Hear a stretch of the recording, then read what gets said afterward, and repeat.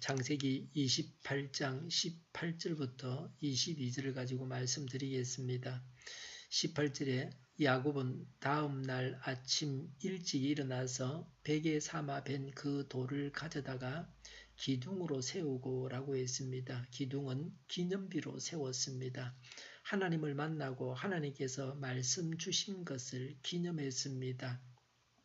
우리가 하나님 말씀을 들었다 하는 것은 기념할 만한 그런 아주 귀하고 중요한 일입니다. 18절에 그 위에 기름을 붓고 그랬습니다. 기름을 부어서 거룩하게 했습니다. 하나님께서 나타나신 곳이기 때문에 거룩하게 했습니다.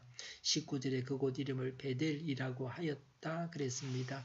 그 성의 본래 이름은 루스였습니다. 베델은 하나님의 집이라는 뜻입니다. 베델은 성경에서 예루살렘 다음으로 많이 언급되는 지명입니다. 베델은 예루살렘 북쪽 19km 떨어진 곳입니다. 나중에 야곱이 가나안 땅으로 돌아와서 서원한 대로 여기서 단을 쌓습니다. 제일 먼저 이곳에 단을 쌓은 사람은 아브라함이었습니다. 이런 이유에서 베델은 이스라엘의 종교적인 성지가 됩니다. 20절에 야곱은 이렇게 서원하였다고 했습니다. 예수님은 약속은 하지 않는 것이 좋다고 하셨습니다.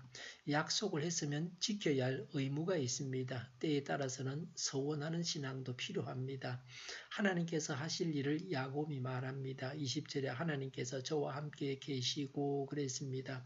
야곱은 혼자 가고 있습니다. 하나님께서 함께 하셔야만 합니다. 야곱은 다급하고 그리고 간절했습니다.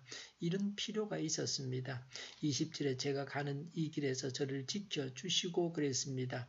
한 번도 가본 적이 없는 길입니다. 야곱은 늘 집안에서 부엌 일만 하고 살았습니다.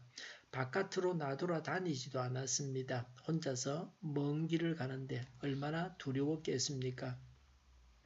20절에 먹을 것과 입을 것을 주시고 라고 했습니다.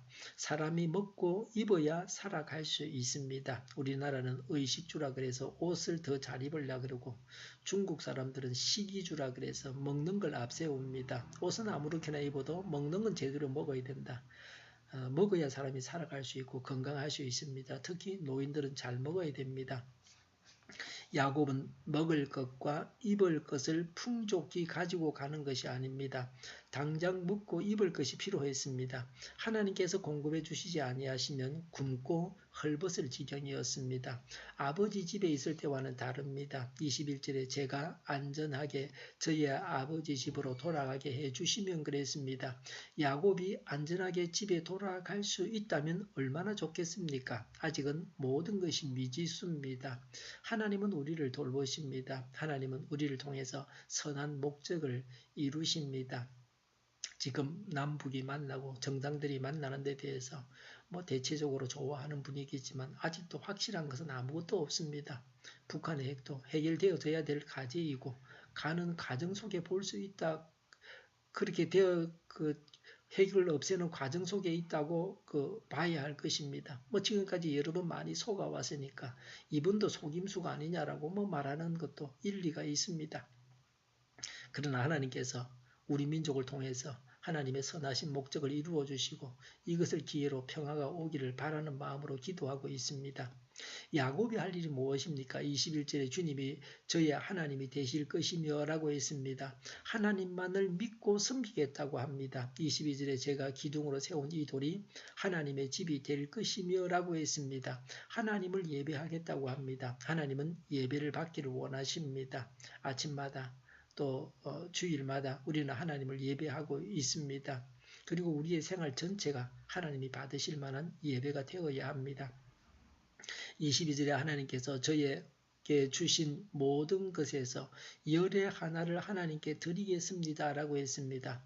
아브라함은 전쟁에 이겨서 돌아오면서 멜기세덱에게 11조를 바쳤습니다. 야곱은 자원에서 11조를 바치겠다고 서원했습니다. 그러니 이후에는 율법이 주어지면서 11조는 당연히 하는 것입니다. 11조 율법이 주어진 이후에는 11조를 하지 아니하면 하나님의 것을 도둑질하는 것이 됩니다.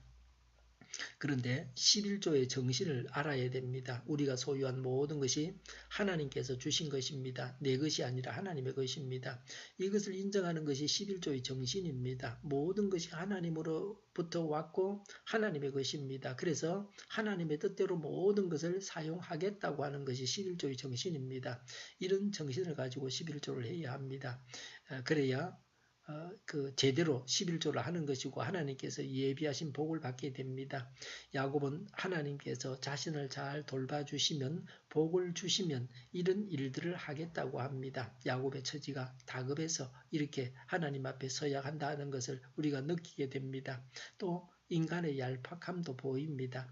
야곱이 조건을 달지 않고 하나님께서 기뻐하시는 일을 했다고 할 것 같으면 하나님께서 야곱을 돌보지 아니하셨겠습니까? 하나님께서 야곱의 어린 신앙을 이해하시고 이루어 주셨습니다.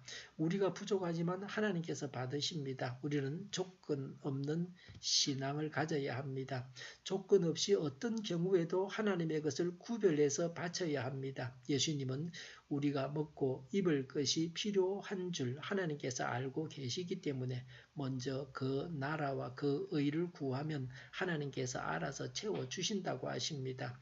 우리가 구할 하나님의 나라와 하나님의 의가 무엇입니까? 하나님께서 일용할 양식을 주시는 것을 믿어서 담대해야 합니다. 하나님을 믿되 전적으로 믿고 조건 없이 믿어야 합니다.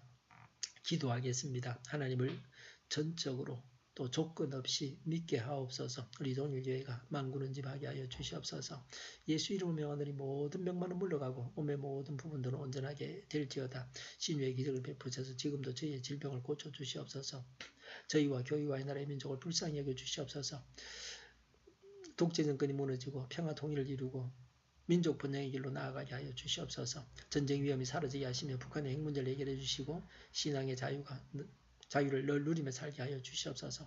하나님을 대적하는 세력들이 바로 망하게 하여 주시옵소서. 국회가 하나님 기뻐하시는 법만을 만들게 하시며 반성경적인 모든 법과 내규들이 즉시로 철폐되게 하여 주시옵소서. 지진이 일어나지 않게 하시며 출산율이 올라가게 하시며 또 에너지 정책, 재활용법 정책을 제대로 세워서 집행하게 하여 주시옵소서.